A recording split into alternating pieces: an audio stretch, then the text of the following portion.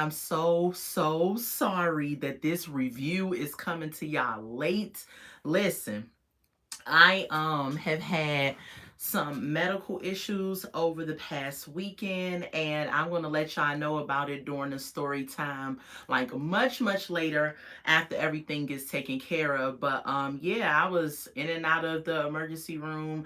I had another doctor's appointment today, and it was just like I could not find the time to come do this review.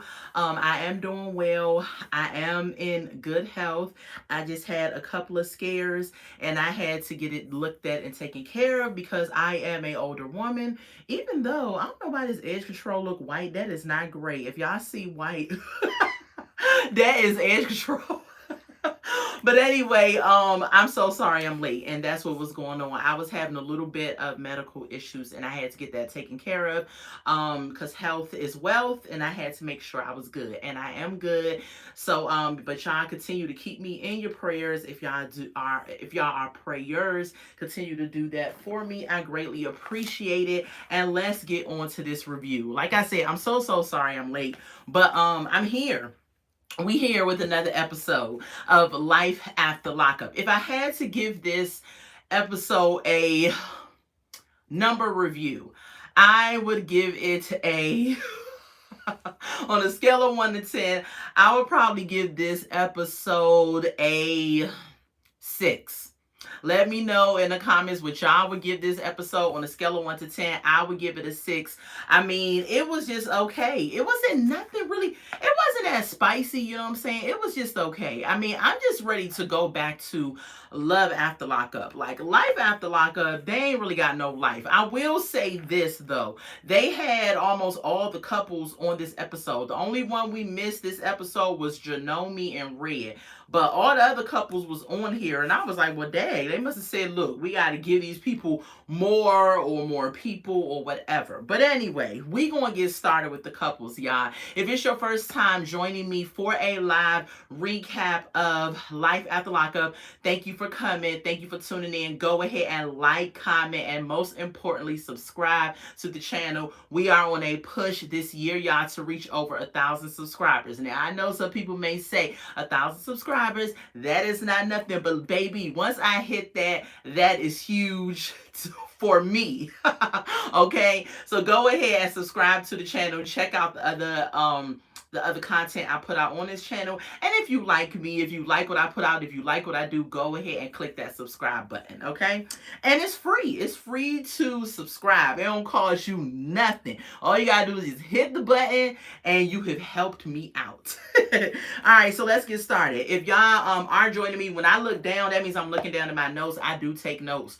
Anything I review, so I can stay on track, I take notes. Okay, so the first couple is going to be Brittany and Key Rock. Brittany and Key Rock are, I feel like they're done for me. I don't want to see them come back like on no more Love After Lockup. They don't need to be back on Life After Lockup. They don't need to be back on no shows, no WeTV shows. Brittany and Key Rock is a done deal for me. I'm sick of seeing them on this screen because they don't have nothing going on. It's the same thing with them. But let's get into it with them. So they opened up, they in a hotel room. Y'all know they went on a road trip to New York to go see Brittany's abuela, which is grandma in Spanish. That's a little bit of Spanish I do know. So they want to go see her abuela, and they going to New York, right? They did the little road trip. Now they in the hotel getting ready to actually go see her. Brittany's sitting on the floor in front of the mirror doing her makeup and everything like that. Key Rock is up here in the bathroom practicing his Spanish and stuff like that. So when he see the abuela, he can really speak, I guess he can say hola with no problems or whatever it was. So then Key Rock come out the bathroom, and she's up here saying she's excited to see her family and everything like that. Key Rock starts talking about the mom not liking him. And I don't know why every episode or every other episode we got to jump on the fact that her family doesn't like you, Key Rock. First of all, you've never even met her family. So you don't even know what their viewpoints are on you. But based off of their religious beliefs, we know that they don't rock with the lifestyle that Brittany has chosen. And because of that, Key Rock feel like they don't like me. So he goes and says that, oh, your mom don't like me because I'm from the hood. When he said that, this triggered Brittany and she went off. And I was happy that she went off on him because most of the time, Brittany seems like she shrinks into this shell of a person whenever Key Rock says anything. It's almost like he's this dominant thing and she shrinks down and she don't really speak up for herself. But this one right here triggered her. She spoke up for her family. She said, you're not going to talk about my family and say they don't like you because you're from the hood. Because the narrative he tried to paint is that your mom or your family don't like me because I grew up on the wrong side of the tracks. And Brittany is like, you act like I grew up with a silver spoon in my mouth. She doesn't like you, Key Rock, and she said this to him several times because you are trans. That's why. It's like, and then we can't even go as far as saying she don't like you. I don't think she likes the lifestyle that you've chosen, Key Rock. It's not that she don't like you because she don't know you. A person can't assume they don't like you if they don't even know you. If they never had a conversation with you, they've never sat down with you, they never did anything with you, how can you just make this claim that they don't like you, okay? So I wish that Key Rock would get off of this freaking high horse about his mom not liking him because he's from the hood. Get off of it, okay? That is ridiculous. It's like he's reaching for stuff. Again, he made this about him. This trip is about Brittany going to go see her family that she has not seen in a long time. Brittany has been living in your family's house, seeing your brothers, dealing with Desmond and his issues, dealing with your mom, dealing with everybody on your side of the family. And the one time that she's able to go and see a family member because she hasn't seen her family in a long time, then you want to turn around and then make it about you. Brittany got so mad that she got up, she ripped the microphone off, she went in the bathroom, and then Key Rock comes in there after her, and she's like, you're not going to paint this narrative of my family, of my mom. She stood up for her mom. Even though her mom don't see it for her lifestyle, she still was like, what you're not going to do is put out there that my mom might not like you because you grew up in the hood or because you're black or whatever narrative Key Rock is trying to come up with in his head. What else happened? Key Rock, she's in the bathroom, she's crying. He's like, why are you getting so upset and everything? And again, she said, because I don't like the narrative that you're putting out. And she was like, you're not going to do this to my family.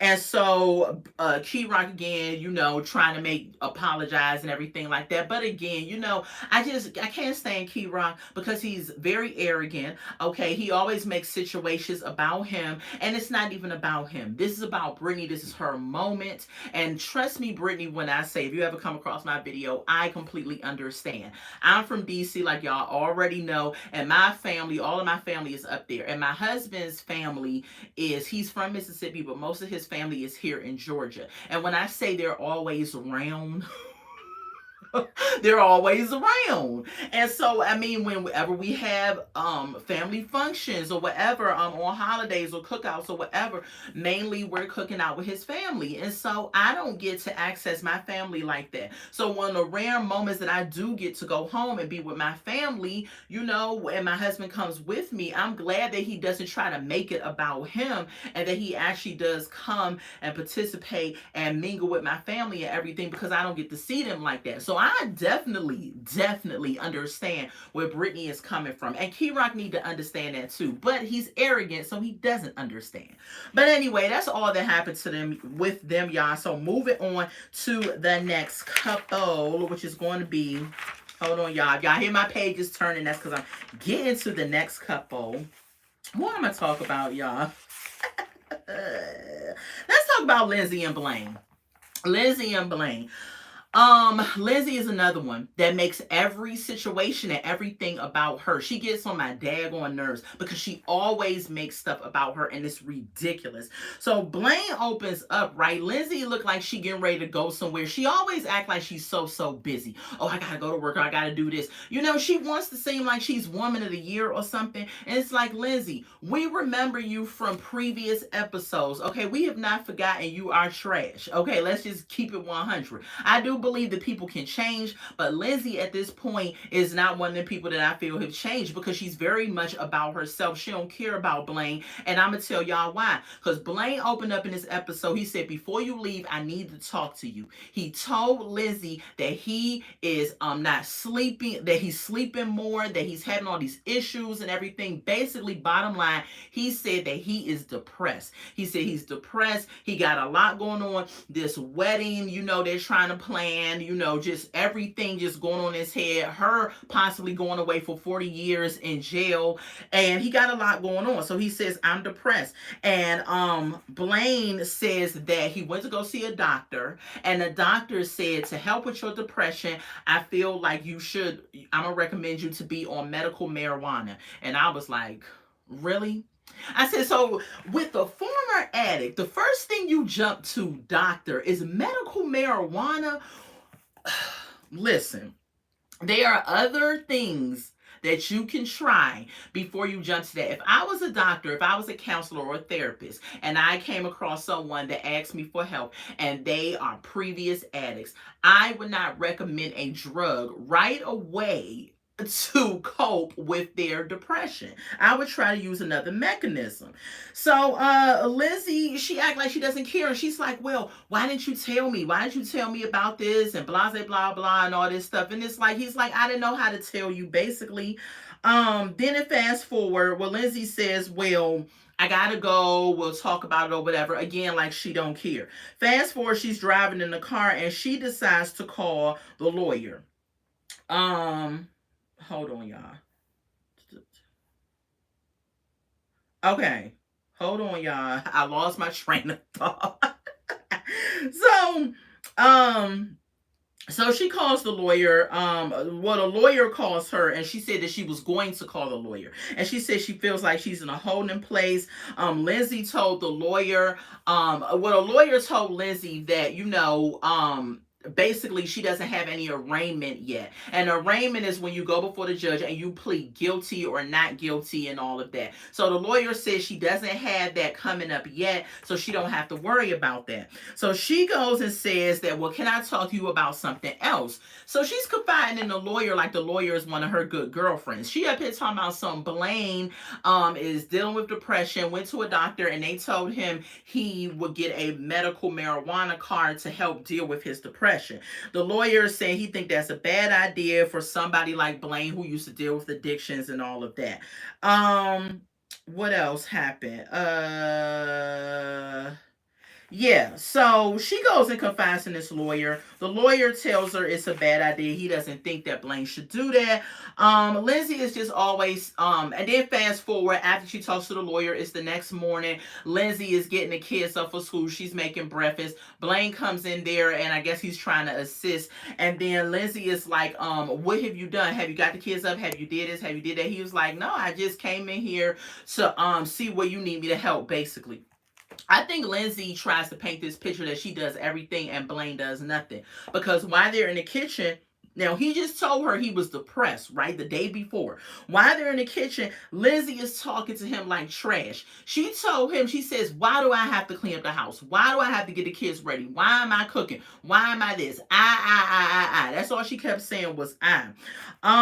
Blaine was just like, "So you act like I don't contribute nothing to this house." She was like, "You pay one bill. I pay everything else." She basically doubling down on Blaine. He already said he's depressed and she's doubling down on him. So Blaine gets mad, y'all, and they're arguing in front of Molly. Molly is like standing off to the corner. They're arguing in front of her. Blaine gets so mad, he knocks over the pan of bacon. I said, not the bacon. He knocks over the pan of bacon, and Lindsay was just like, "Out, get out my house," and all of this. So already y'all know, Lindsay never says we. That's why I tell y'all, if you are ready to be married, when you can say we instead of saying I. When you always saying I, and you're in a relationship and you want to get married, you're not ready. You have to drop the I and put in a we, because you're coming together, or you're going to come together to be a we. And if you cannot get we in your vocabulary, even before the wedding, say you're engaged, if you can't begin to develop we, then you're not ready. Like, I don't even understand why you would want to be ready. And Lindsay is definitely not ready to be nobody's wife, because every time Blaine shows any weakness at all, any little snippet in her mind that she thinks is weak, she's going to demasculate him, talk about him like he's trash, and make him feel the worst. She's talking about some get out my house after he knocked over the bacon and everything, and Molly is standing there looking crazy. And then they arguing in front of these kids. It's just a toxic relationship that they have, and it's toxic that they're going off in front of these kids, which is the worst. So anyway, that's all that happened with them. Ain't nothing else happened with them. Moving on to the next couple, which we gonna get to Sean and Sarah. Child, Sarah, another one. Another one. I feel like DJ Khaled right now. Another one. That only think about herself and don't care about Sean.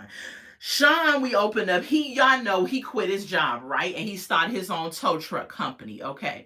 So he brought look like some rinky-dink tow truck. It don't even look like he brought some new equipment. If I was going to start a business, I'm going to try to find the best equipment. Unless it's something that was just used like once or gently used or something like that, then I can get away with it. But if you open in a brand new business, you need to kind of get brand new equipment, so that the business can thrive, so that you don't have to put out money right away in fixing some old equipment. But he has a tow truck company, and he brought this tow truck, and we opened up, and he's outside trying to fix the tow truck. He got a job that he got to go to that Sarah told him about, but he got to fix this truck. And Sarah is like, oh, well, you outside with your girlfriend? And Sean is like, what are you talking about? And she's talking about the tow truck. She's saying that Sean spends all his time on this truck trying to fix it and everything. And I'm thinking to myself, Sarah, you idiot. If he don't spend time on the truck, how y'all gonna live? He already said he don't have no plan B. This is his plan A, B, and C. And if it don't work out, then y'all gonna be SOL or out on the street and not have nothing. So let that man be outside and fix that truck if he need to fix the truck. What you need to do is the wife and be like, hey honey, you want some food? You need something to drink? What you need me to do to help? See, a wife is supposed to be a help me, a support. You're supposed to say, hey, what you need me to do? You need me to call somebody to see if they could come over and help you fix the truck? You need me to get on YouTube and find out how to fix this truck? What you need me to do? But not Sarah. She's sitting up in there with her mom up here dragging Sean like she always do with the baby in the high chair. So what happened? So we pan over. Sarah is in the house after she get off the phone with Sean. She's talking to her mom about Abby's dad. Y'all know Abby is her other daughter, and last season she was so pressed to have the dad meet up with Abby and everything. That was basically some of their storyline.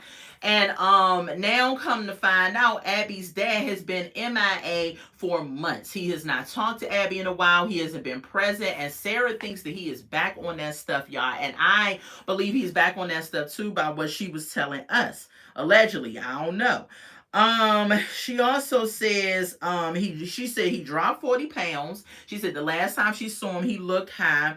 And Sarah says the next time that he wants to see the daughter, he needs to have a drug test ensue. Like, she's not going to let him see her unless he takes a drug test. So pan over, Sarah leaves the house. She called Anthony. She asked Anthony to meet up with her the next day. So the next day comes, she's driving with a drug test from CVS in the bag, and she driving to go meet up with Anthony. So she gets to this coffee shop, and I'm like, so is she going to have him take the drug test at the coffee shop? Like, what the heck is going to happen? And then what kind of person? First of all, Sarah, you are a trash individual. What kind of woman meets up with her child's father and says, here, take this drug test so you can see your daughter, and if you fail it, then you ain't seeing your daughter no more? Like, there is a way that you should talk to your child's father. Don't just hand him like she had the drug test in the bag on the floor beside the chair, like she was just going to hand it to him as soon as he got in there. I said, but this the one that you was flirting with last season, Sarah. This the one I believe you got your breasts done for, you got your tummy tucked for, and you trying to get a BBL for. But now that he back on that stuff, now all of a sudden you backing off and saying that you feel away because he hasn't seen your daughter. Girl, what did he show you last season and made you feel like he was going to be a stand-up guy? Not a daggone thing. So now She waiting. An hour go by, still no Anthony. Anthony has not showed up. We don't know where Anthony at. Anthony is MIA again. He done stood Sarah up. And I'm like, Sarah, if he stood your daughter up, what makes you think that he not gonna stand you up, dingbat? I just don't understand. So now she's sitting up here leaving, saying, oh, well, she's called him. He ain't answering the phone. So she ends up going and leaving. Now she's getting all emotional because she says she feels bad for Abby because she knows how it is. Her father wasn't around. He was a trash guy as well. And she didn't want to put her daughter through that. And I'm like, but you did put your daughter through that, Sarah, because last season you brought this man into her life, not knowing if how long he had been sober, if he was physically fit to be in her life, mentally fit, everything. If he had proven himself to you to be in his life, in her life, no, he didn't do none of that. And you brought him into her life, and now he's MIA. Now she's going to be wondering, where's my dad? You got to go through all this explaining and everything because you moved too quick. You should have talked about it with Sean. Y'all should have met with him by himself before you allow him to be around your daughter. But no, what did you do, Sarah? What did you do, Sarah? You brought that man around your child, and now he is showing you that he's going to end up breaking her heart just like your father did to you. It's going to be a repeat cycle because you couldn't get in your head, get out of your lustful ways in your head and think about what's best for your daughter. Just trash, just trash. So, hopefully the little girl that she doesn't become too affected by what happened with her father, but we shall see. But anyway, that's all that happened with Sarah and Sean. Moving on to the next couple, y'all, and that is going to be Chevelle and Quaylon. Chevelle needs a stylist. Chevelle needs, oh gosh, she needs to get okay. She needs to get one of those stylists, maybe from Instagram, maybe somebody who just started out, right? And they trying to get their foot in the door. They got a good little taste going on, but they just need a project or somebody like not a big celebrity because they ain't at that status yet, but somebody that is on TV that can show off their, their whole together look, the look that they can put together for you. I think that's what Chevelle needs to do. She needs to go on Instagram. She needs to find a freaking stylist because between her I can't even say Fashion Nova, child, because I got some Fashion Nova stuff, and I got some what's the other company? I got some Fashion Nova, and I got some Shein stuff that will put her wardrobe to shame, okay? Because I got some good stuff from there, so I shop at those places. I'm not even gonna say Fashion Nova. Her stuff is like Wish, like Temu.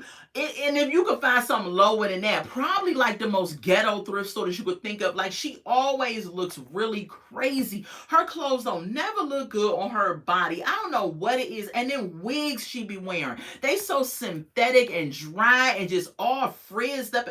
Child, she need a makeover. She needs an extreme makeover. And it's like you were on TV on a syndicated show, and this the way you want to present yourself. Baby, every time the camera get on me, I would be red tea. You're not gonna catch me looking like trash. But anyway, I digress. So we opened up. Chevelle is on her way to shop for wedding dresses with her mom, Quaylon's mom, and Maila, her daughter. And I think, was it somebody else? It might have been somebody else. But anyway, they on their way to shop at this wedding for wedding dresses because y'all know Chevelle and Quaylon is engaged to be married. And she's going to go find a dress. So they get up in there. Chevelle says she wants a dress that's see-through, but not see-through. Blingy, but not too blingy. And all this other little stupid stuff. I said, child, please, let this wedding coordinator or wedding dress coordinator help Chevelle out because she can't even style herself. So she's going to end up picking some trash wedding dress, I'm sure. The first wedding dress she tried on, y'all, it was horrible because she didn't bring no undergarments, right? Whenever you go try on especially something like a wedding dress, you need to bring the right undergarments. I was fortunate enough that the dress that I chose had a built-in bra and it had a built-in, what is it? A corset or whatever it was. And so I didn't have to have on the undergarments. Now, when I got my wedding dress, I had lost a little weight, and so I should have got it taken in a little bit right up in here, which I tried to before the wedding, but nobody wanted to touch it or something. I don't know what was going on with the dress, but anyway, it ended up coming out nice with my dress.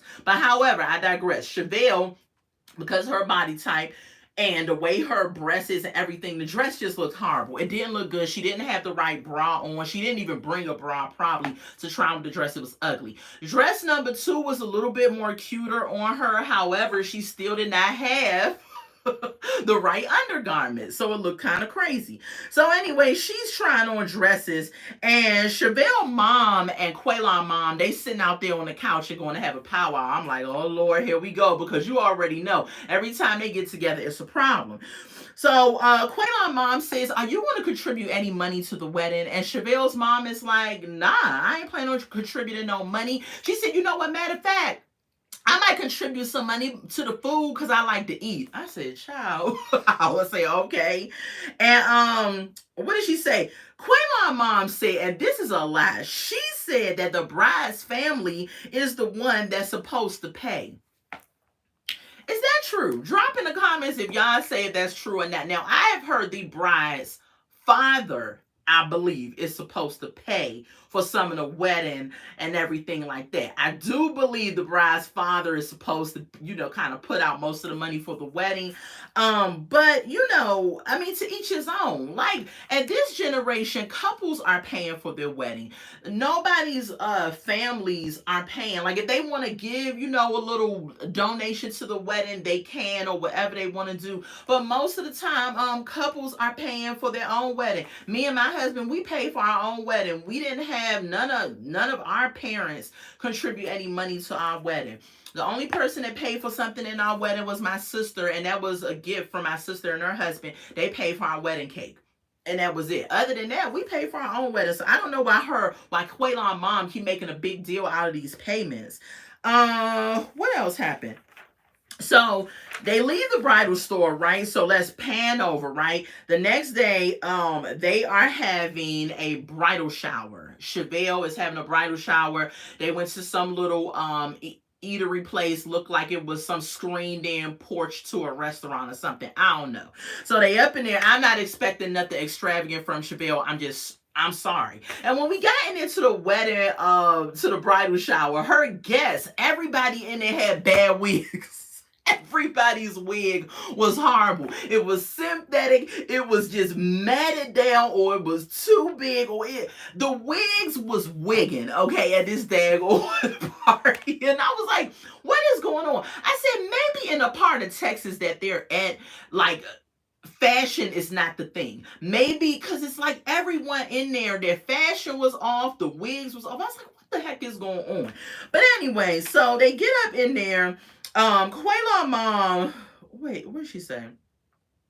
Quaylon mom says she has concerns that they're not ready. She's talking to Chevelle. She says, I have concerns y'all not ready and all of that. Chevelle says she is ready. She feel like, excuse me, she's ready to be a bride and all of that. Then Sylvia, we pan over to Sylvia, which is Chevelle's mom. She's saying that, Quaylon's not ready to be a husband. He is cheating and all of that. And Chevelle goes over there and she's just like, Mom, I'm tired of you always bringing this negative energy. Why do you always have to down my husband or say something or whatever? I'm just tired of you being rude. Then Quaylon mom gets up and says, hey, is everything okay? She's like, Chevelle, you don't need to be stressed out. This is your day and everything. So Chevelle mom gets up and she's like, don't you be grabbing my daughter. That's my daughter. You gave birth to Quaylon. And then the mom starts saying, girl, don't be talking to me like you crazy. And they going back and forth doing geriatric rap battles. Okay, so they about to get into it again. So people standing in between them. They arguing and everything, acting a whole hot mess. Then all of a sudden, out of the blue, Quaylon pops up. I said, I thought this was Chevelle's bridal shower. Where the heck was Quaylon? Was he outside? And then the producers was like, all right, Quaylon, go in. How the heck you just pop up out of nowhere? Or did Chevelle go off to the side and say, listen, I think they about to pop off. I need you to come. But even if that was the case, wouldn't it take them some time to get there? Girl, the editing was just all wrong. It's like they was arguing, and then 2 seconds later, Quaylon pop in, and I was just like, "Child, y'all are just ghetto." Anyway, that was it with them. Moving on to the next couple. The next final couple. Oh no, we got two more couples left, y'all. The next couple is going to be Melissa and Louis. Melissa, I thought this was the man you always wanted from high school. Like, I have said that in several of my reviews. Melissa is so confusing to me. Like, okay, Louis was the popular guy in high school. The guy that she's like, child, if I could ever get with him, I would be so happy. She was the geeky, weird, awkward looking underclassman. I think Louis was in the 12th grade and she was in the 10th grade, something like that, because I think he's 2 years older than her. And finally, as adults, they're able to be together in the free world. And every chance Melissa gets, she talks down and downs this man. Every single chance she gets. So they open up, right? They're going to go get a smoothie or a tea. Now, from what I saw, what I thought I saw, was that it was a Herbalife tea. And y'all know I'm a big fan of Herbalife products. Their shakes and teas are absolutely amazing. And I think I saw them drinking the tea, but I'm not sure. So anyway, they get their little drink. They sit down, and Melissa is telling Louis about her consultation. So she has not told Louis about the consultation, her surgery, and everything. So Louis is asking about it. He's like, well, when is the surgery?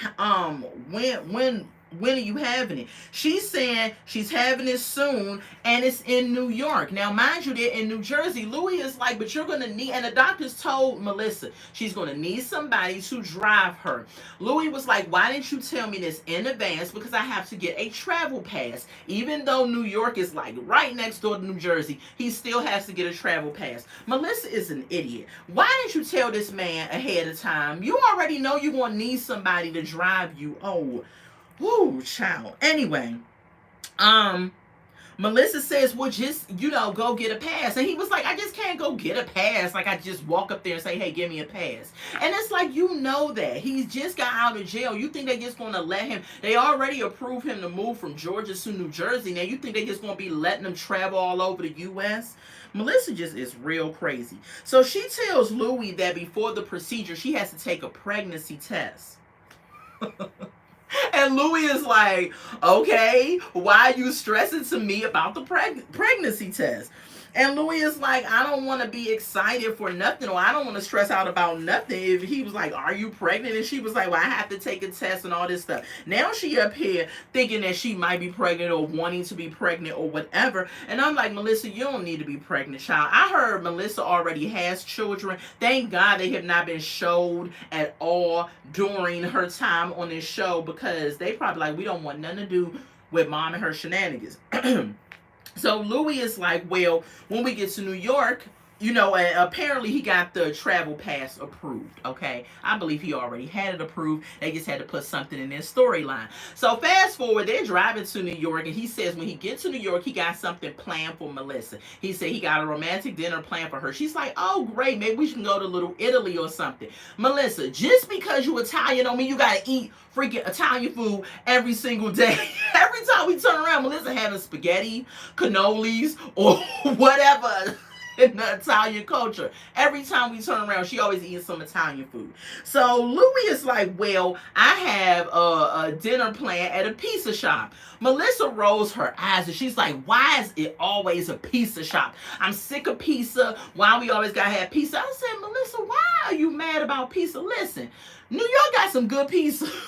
I've been to New York several times. And baby, let me tell you something. That pizza is on point. I eat it. I'll be like, Louis, you ain't got to sweet talk me. If we going to the pizza shop, let's do it. Because I ain't difficult. But Melissa, child, her elevator don't stop but in the middle. It don't even go to the top or the bottom. It just stops. As soon as she gets to a certain point, it go up, it stop. It don't go no more. It just stop. So Louis goes to the pizza shop. It's actually a family friend of his, and the guy is just like letting Louis come back there and toss the pizza around, and he's making Melissa and them a pizza, and they're sitting down talking, right? This is the part that annoyed me so badly, and I'm like, Louis, you would be better off just leaving Melissa and going on back to Georgia. Like, you would just be better off, because he sits down with Melissa after he makes the pizza, and she's up here saying, oh, this was fun or whatever, lying through her teeth. Goodness well, she ain't want to be in that daggone pizza shop. So they sitting down, and Louis says he has some news for her. He says that he has got a job. And I was like, oh my God. I was like, great, Louis.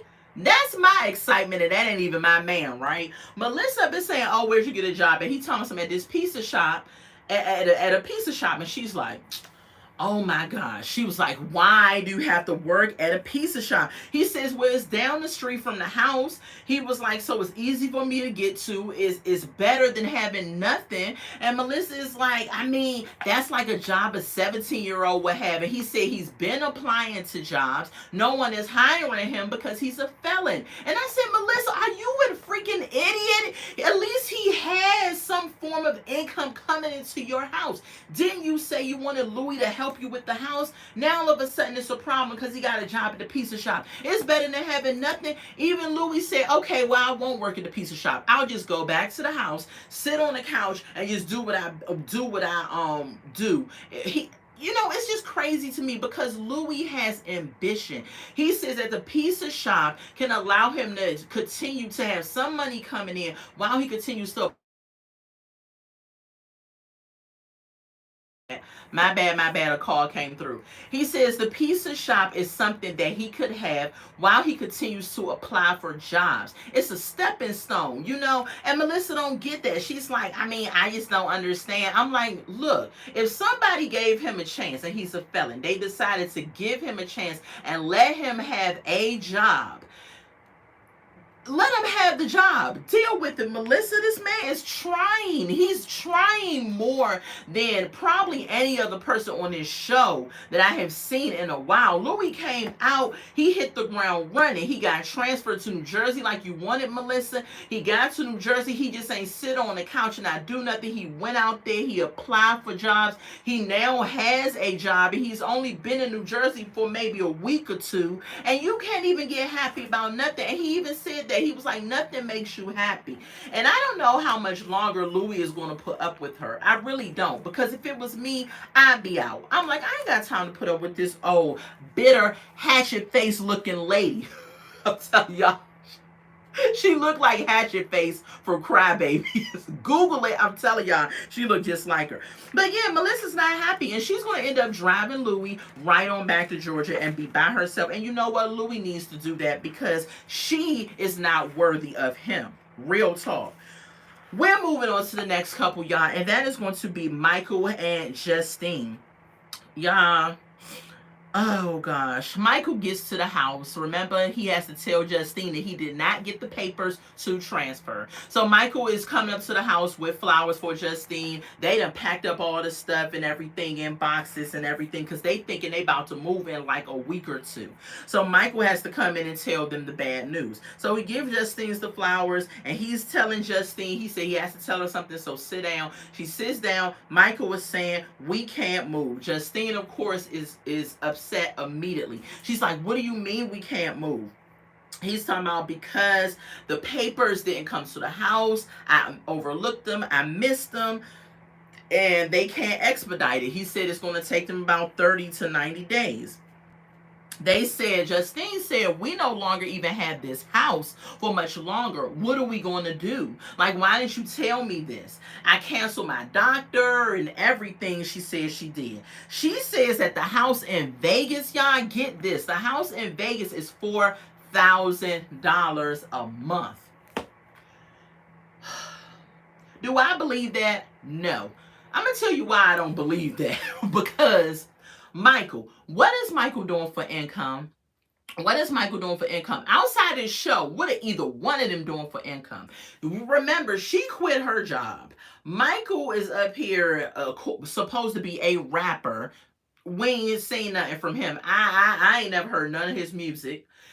And he's supposed to be making, he had a shoe line that was out. Shoes was too expensive. I heard that flop. They done did one appearance here in Georgia, I believe, at some point. And it's just, where's the money coming from? How y'all, how can y'all afford a $4,000 a month mortgage? Please explain that to me. It just don't add up. And if y'all do have it, y'all are stupid. They got freaking 8 kids, and you mean to tell me you can afford $4,000? Child by. So anyway, Mike has to, Justine gets her kids. Mike has to now explain to the kids that they are not moving to Vegas. The daughter comes downstairs, of course, with her belly hanging out, you know, the way she is dressed. And hey, Justine her mom. I ain't her mom. But if she let her do it, she let her do it. The daughter comes downstairs and she's asked all these questions, and she's talking about some, did you know that we were not going to move before my mom canceled the doctor? And Michael was like, it was a possibility at that time. He didn't know for sure. And then the daughter just gets real disrespectful because Mike is trying to explain something to her, and she says, "No, Mike, you knew." This is how the daughter talking to him. And Justine is like, you know what? Hey, calm down or whatever, trying to draw her daughter back in. And Mike just sitting there taking it. Then Ben, the little boy, and the other little boy, they're like, wow, so we're not going to move. They're disappointed. They go give Mike a hug and everything. And Mike is having this moment with her children, having to explain all this to her children, while his children is up in Rhode Island without his presence at all. I just feel like Mike and Justine, y'all could have did this way better. Y'all could have found a way to blend these families way better. His children is up there missing out on Mike, while your children is sitting up here living in the household with you and Michael. Now you had this new baby coming. They have y'all all the time. Mike, they have a father figure there with them all the time. And now he's having to explain the situation to them. The boys give him a hug. The daughter just walks upstairs with her disrespectful self. And then you sitting up here, now you sitting up here having to deal with the fact that y'all have to unpack and stay in this house. Or y'all have to either find somewhere to live, because you said that the house that y'all currently in, y'all might not can't stay there. So now you have to find a place to live. And then you have to now go and get your doctor back or whatever. Mike says that maybe y'all should just go without me and then I'll come afterwards. And Justine was like, no, I'm not having this baby by myself. And I'm like, y'all both are dumb. What I would have done, I would have found a way to blend my families first, Michael. Then, first of all, Michael, you need to put your foot down and say what it's going to be and have it be that as the man in the house. I would have found a way to blend my families better. I would not have moved to Vegas. I'm already in Philly. Now you want to move all the way Midwest to Vegas? Are you crazy? Then you really wouldn't ever see your children. At least being in Philly and Rhode Island is not that far of a drive away from each other, but now you're going to move all the way over there. You should have figured out your situation with your kids first. You should have said, we're going to stay in Philly. You're going to have the baby first. Then we may talk about moving to Las Vegas, but that is only pending the relationship and how my kids are adapting to me being out and me seeing them. Like, y'all could have done better than this, but y'all don't care. Mike and Justine don't care about nobody. Mike trying to get to Vegas so he can be this breakout rapper at age 37, which I want to see this happen. And Justine want to be the wife of a breakout rapper at age 37, and I don't think that's going to happen. They don't care about nobody. All they care about is themselves. They don't care about these kids. That daggone daughter is Justine's daughter is disrespectful in my opinion. She knew what she was doing when she told Mike's daughter they was moving, and she knew what she was doing when she tried to cut Mike off and be disrespectful in his face. Justine and Mike, y'all doing a bad job so far of trying to blend y'all families. It's really disrespectful. And Mike, you've been gone for 10 years. You got little kids that don't even know you, and now you about to pick up and go move to Vegas. Trash. Just absolute trash. But anyway, we're moving on to the last couple, because that's it with Justine and Michael. And the last couple, y'all, we had on this episode was Chance and Taylor. If this ain't a crackhead couple, this is a crackhead couple. They put the trailer park trash. They put the trash in trailer park trash.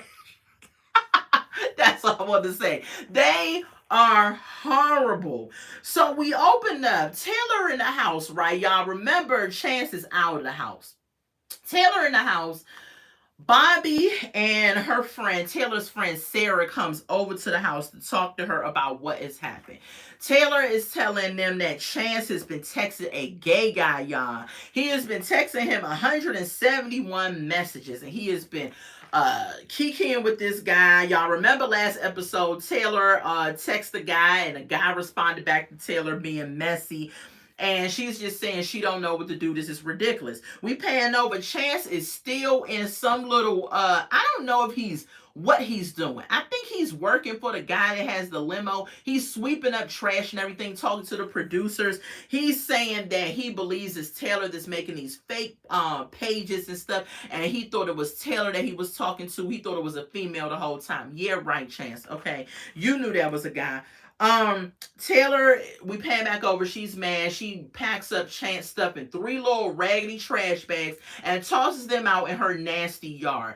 Y'all, let me tell y'all something. Y'all can say what y'all want about HOA. That's why I be trying to tell my husband when we do buy our house, I would like to be in the HOA community, because HOA will ensure that you do not have a yard like Taylor's living next door to you. Her yard had wood paneling in it. It had a table in the yard. It had trash in the yard, and then she threw Chance's clothes out in bags in the yard. It was just a whole disgusting hot mess. I can't even imagine being the next door neighbor or even a neighbor across the street. I could be sitting on my porch, my nice little porch with my manicured yard, sipping on some nice little tea, and I look across the street and I'm like, look at this nasty trailer park trash across the street. They bring down the property value in our neighborhood. I'm telling y'all, that's how the yard look.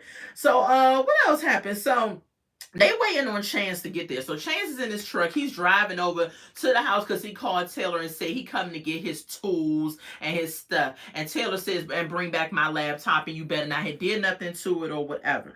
So, what else? Taylor tells Bobby and Sarah she has to have somebody pay somebody to come fix her house because Chance has tore it up. We already know that Chance tore that house up. We know it. I mean, we saw the proof is in the pudding. He tore it up. But Taylor, how you gonna get mad because you let him tear up your house, you idiot?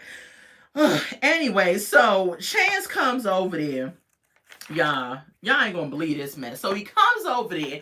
He knocks on the door. Taylor cracks the door open and she's like, hey, she's about to let him in the house. But then he hears voices, which is Bobby and Sarah. And he's like, who in there? Is there a man in there? And he starts busting up against the door trying to come up in the house. And I'm like, what are you doing?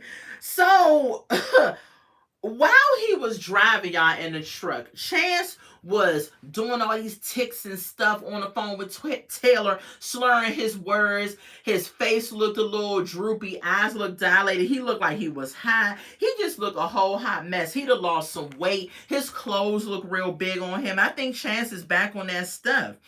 Chance said when he was in the house, she said, you got to get out of my house. You can't come back to my house. And Chance said, you can't put me out. You got to evict me. Now, I'm going to tell you something. Chance may have been high as a kite, but he was right about that. If you want to put somebody out your house, if they've been living in your house for longer than 30 days and you want to put them out, you have to evict them. You just can't say, get out my house. No, you have to evict them. And he was right. You do have to go evict him, Taylor.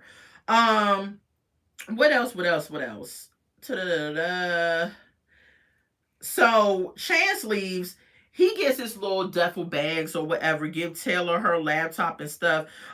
They go outside. Taylor says she needs some space. Chance says, is he going to be able to see the kids? Taylor then says, I will make a way where you can see your son. And he was like, oh, okay, so I can't see the girls either. Now, this is where Taylor got me messed up. I said, Taylor, how you going to bring this man into your daughter's lives and then have a baby with the dude, but then all of a sudden when you get mad at him, he only has access to one child? Them daughters have known Chance as well. You should give him access to all the children. See, you can't pick and choose when you want him to come over and who you want him to see. That's messed up, Taylor. Them girls had some type of relationship with him as well. Even though I can't stand Chance, he was a father figure in their life for some period, and you can't turn around and say, oh, you can come see your son, but you can't come see the daughters. I think that's messed up.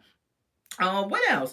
Chance said he's staying at a hotel that his friend got him. I think the friend that was at the bar last season that we saw, she got him a hotel. He's staying at a hotel for now. His clothes was in the back of his truck, so he ain't got nowhere to go. He said he ain't had nowhere to go. He said he gonna give it a week or two, and Taylor would just get over it. It'll blow over, and he'll be back in her good graces. And how do we know that's true? Because Taylor said, Bobby and her friend was like, good riddance to Chance. You don't need him no more. And Taylor was like, yeah, but he is Mason's father, which is their son. He is Mason's father. He needs to see his son and everything. And she's just like, I don't know if we're over. I mean, he just needs to prove. I'm like, Taylor, are you kidding me? You found messages between him and the gay dude. He looked like he high. He done lost all this weight. He done tore up your house, knocked you up, gave you bad credit, and freaking your business has gone down the drain because of him. Like, come on, how much stuff does this man have to do? But again, when you are a pick me like Taylor, like that old timid little talk she liked to do with him, she don't put her foot down with him. When you let a man just wreak havoc because you just want to have a man, then this is what you get. So I don't feel sorry for you, Taylor. Good luck with that, with your whole situation.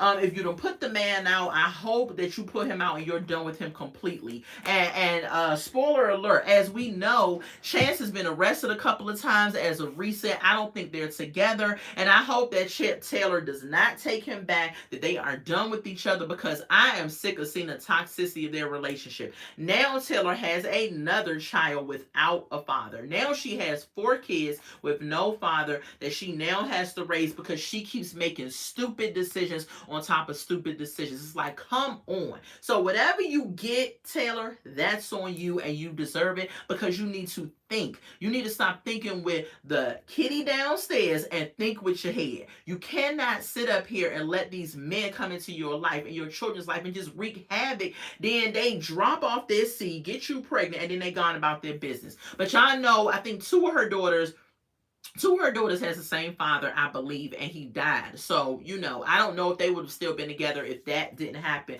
But as we know, Taylor just don't make good decisions. She don't make good decisions. And the whole time last season, she having us think that Bobby is the one that had the issues. I ain't saying Bobby wasn't addicted. Yeah, she had an addiction, and she admitted that. But really, Bobby wasn't the one that we should have been looking at. I've always had my eye, though, on Taylor, because she's never made good decisions, in my opinion, for those children.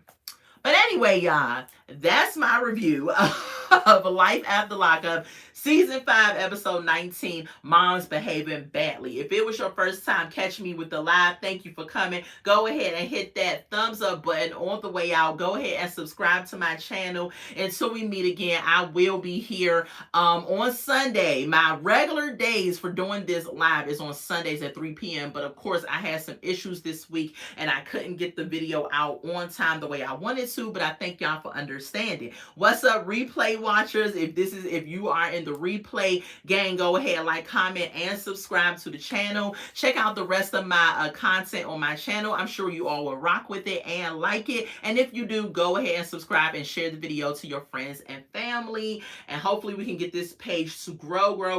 The goal is to reach over 1K subscribers by the end of the year, y'all. So thank y'all for joining me. Love y'all to pieces.